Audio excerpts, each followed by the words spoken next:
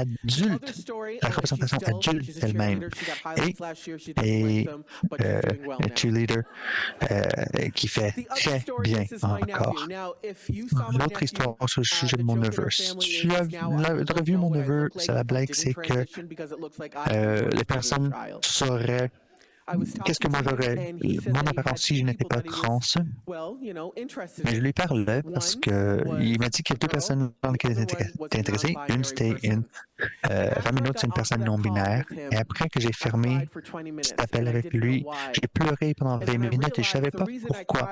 Mais éventuellement, j'ai réalisé que la raison que j'ai pleuré pour 20 minutes, parce que j'ai vu cette représentation de tout ce que je suis en train de faire et mon propre petit être, de dire tellement nonchalant d'être avec une personne non-binaire.